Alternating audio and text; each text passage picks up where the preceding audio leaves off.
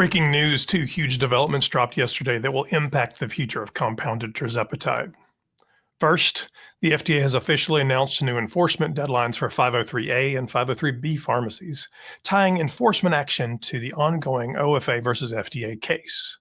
Second, we just got a major update from the courts in the OFA versus FDA lawsuit, which could determine the fate of compounded tirzepatide in the coming months.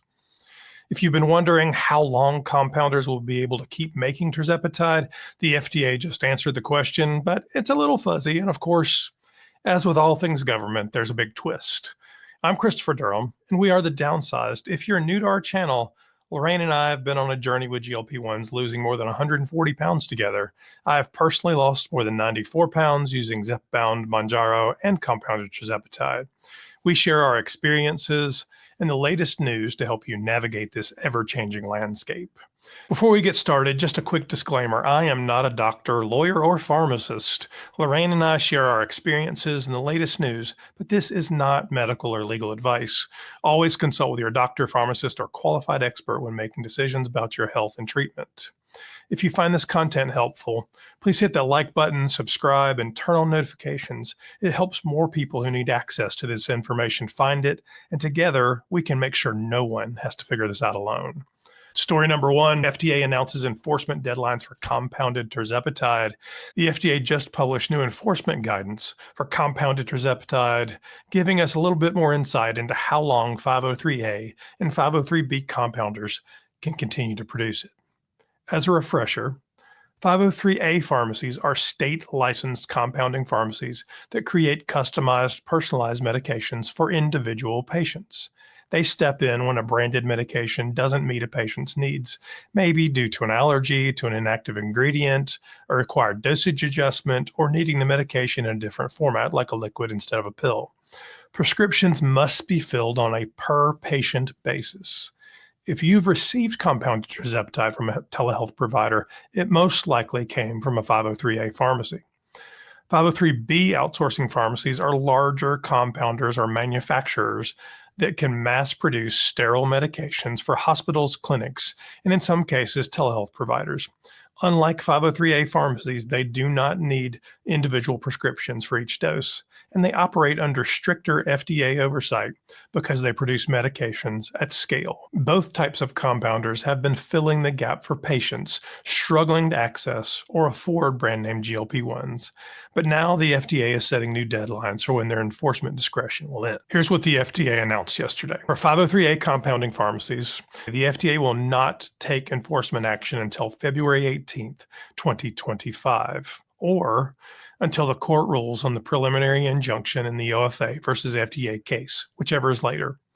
For 503B outsourcing pharmacies, the FDA will not take enforcement action until March 19th, 2025, or until the court rules on the preliminary injunction, whichever is later. But the biggest change, the FDA has now added a movable deadline based on what happens in court.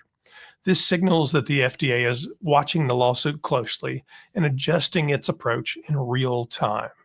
It also suggests that the agency may not want to take aggressive action while the case is still in legal limbo. However, the FDA can still take action right now against compounders producing low-quality or unsafe products. That means if you're using compounded tirzepatide, it's more important than ever to make sure you're getting it from a reputable pharmacy. Let's move on to story number two, and then we'll tie them together. The Outsourcing Facilities Association, or the OFA, versus FDA lawsuit just took another step forward. Late yesterday, a new joint motion has been filed in the OFA versus FDA case, outlining the next legal steps in this battle over compounded tirzepatide. If you've been following this lawsuit, you know it's about whether the FDA's decision to remove tirzepatide from the shortage list was justified, and whether compounded tirzepatide should remain available. This new filing brings interesting updates, including deadlines for legal arguments and outside groups weighing in. Let's break it down. On February 11th, which is yesterday, the FDA, Eli Lilly, and the Outsourcing Facilities Association jointly filed a motion in the United States District Court for the Northern District of Texas. The filing requests two key things. Number one, an extension for the FDA and Eli Lilly to respond to the lawsuit until after the court rules on summary judgment. The motion states, To avoid needless expenditures of time and resources, the parties respectfully request that this court extend defendants' time to respond to the complaint until after the court has ruled on the parties' dispositive summary judgment motions. This means that the FDA and Eli Lilly don't want to formally respond to the lawsuit right now. They're asking the court to hold off on requiring them to file a full response until after the judge makes a ruling on summary judgment, which could decide the entire case.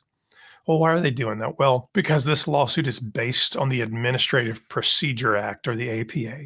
And as the motion explains, a complaint properly read actually presents no factual allegations, but rather only arguments about the legal conclusion to be drawn about the agency action. In other words, the FDA and Eli Lilly believe this case is purely legal and not factual, and they don't see a need to answer every allegation in detail until the court decides if the lawsuit should even proceed. So there's two pieces to this. The first piece is that APA piece. It's, did the FDA act within the regulations required of them, the procedures, to determine whether there's a shortage? The second piece would be, well, is there an actual shortage? What the FDA and Eli Lilly is saying, well, let's decide first whether we actually did what we were supposed to with the procedure. The second piece that the court talked about was the deadlines for the amicus briefs. The motion also asked the court to set deadlines for outside parties to weigh in. The first being, well, February 11th, 2025, which was yesterday, any organization supporting the OFA or compounding tirzepatide must file their amicus briefs. Then February 18th, 2025, any organization supporting the FDA and Eli Lilly against compounded tirzepatide must file their amicus briefs. This means that outside groups such as pharmacies, patient advocacy organizations, or pharmaceutical companies are now officially weighing in on the case. So it gives the court a little bit more information. Doesn't mean the court will use it, but it's outside parties that are interested being able to say, hey, this is our perspective. So why does this case matter to those of us using GLP-1s, using tirzepatide, Zepbound, Mounjaro? Well, this lawsuit began on October 7th, 2024, when the Outsourcing Facilities Association, or the OFA, sued the FDA for removing tirzepatide from the official drug shortage list. When the FDA made that decision, it effectively blocked 503B outsourcing facilities from compounding tirzepatide because compounded versions are only legal when a drug is on the shortage list. Of course, the FDA introduced a small window when they would not do enforcement. The OFA argues that the FDA's decision was unjustified and that it is harming patients by restricting access to a more affordable version of tirzepatide. Their lawsuit states that even if brand name tirzepatide is technically available, that does not mean that patients can actually access it due to supply chain issues, pricing, and insurance hurdles. The OFA believes that compounded tirzepatide is necessary to fill the gaps for patients who cannot afford Zepbound or Mounjaro. The FDA and Eli Lilly argue the removal of tirzepatide from the shortage list was based on an updated assessment of supply availability. So they argue the FDA did its job, took the information from Eli Lilly, and the FDA had the right to do that. Now, we'll see what the court says. Essentially, the FDA and Eli Lilly claim that Zepbound and Mounjaro are now widely available, so there's no reason for compounding to continue. Eli Lilly has intervened in the case, backing the FDA's decision. Their goal is clear. If compounded tirzepatide remains on the market, it competes with their patents and their profits. By stopping compounded versions, Eli Lilly maintains control over the tirzepatide market. Now that this joint motion has been filed, here's what happens next. February 18th, 2025, the FDA and Eli Lilly must file their formal opposition to the OFA's preliminary injunction request. February 25th, 2025, the OFA will file its final reply brief in response to the FDA and Eli Lilly's arguments. After that, and only after that, the court will move towards summary judgment, which could decide the entire case without a full trial. Summary judgment being on the procedural question around the APA, not on whether tirzepatide is in shortage.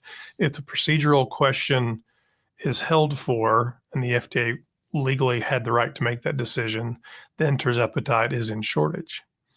If it's not, then they will continue through for the case, and the judge will move on to decide the rest of the pieces. So what's at stake here? If the OFA wins, compounded tirzepatide could stay available. If the FDA and Eli Lilly prevail, the future of compounded tirzepatide could be at risk. However, and this is a big however, many 503A pharmacies and their lawyers believe that they will still be able to offer personalized versions of these medications, including custom doses or formulations with additional ingredients like B3 or niacinamide. Only time and costly legal battles will determine the outcome. What this means for you and I, GLP-1 users, people fighting the disease of obesity. If you rely on compounded tirzepatide like Lorraine and I do, here's what you need to know. The timeline is now uncertain because the FDA's enforcement deadlines are now tied to the lawsuit. If the preliminary injunction is granted, compounded tirzepatide could stay available longer. If the court rules quickly against the OFA, the FDA's enforcement actions could happen sooner than expected, meaning compounded tirzepatide could disappear at least until the next lawsuit.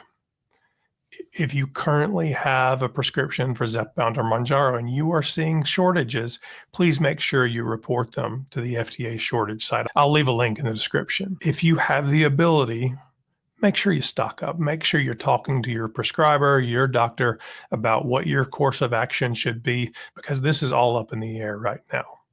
There are a number of telehealth pharmacies out there who have multi-month packages available, 3 months, 6 months, even some a year, which I don't know about, but it's possible. It's a lot of money, but if you need this to take care of your disease, we do what we got to do.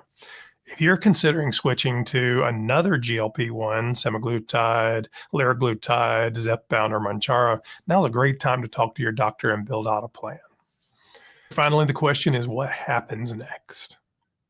Will the court grant the OFA's request for a preliminary injunction? Will compounded tirzepatide still be available in a few months? How will this affect pricing and access for patients? These decisions could come fast, and we will be tracking every update, and we'll go live if we need to. Make sure you're subscribed and you hit that notification bell so you don't miss the latest updates. We believe it's time for real change in our healthcare system. Patients need accessible, affordable treatment options to fight the disease of obesity, not legal battles that put their health at risk.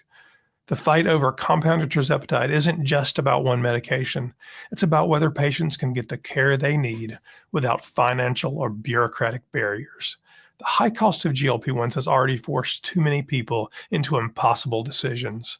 The system is broken, and the power players, Big Pharma, the FDA, and the PBMs continue to put profits over patients. It's time to demand transparency, accountability, and real reform. If you believe in affordable access to life-changing treatments, speak up, call your representatives, share your story, and make your voice heard. Change will not come unless we demand it. Make sure you join us tonight live here on YouTube for the Downsized Live, where Lorraine and I will take questions from you, our viewers, our subscribers. We'll talk about our GLP-1 journey. We'll commiserate, we'll celebrate, and we'll say thank you for being a part of the Downsized. Until next time, I'm Christopher Durham, and we are the Downsized.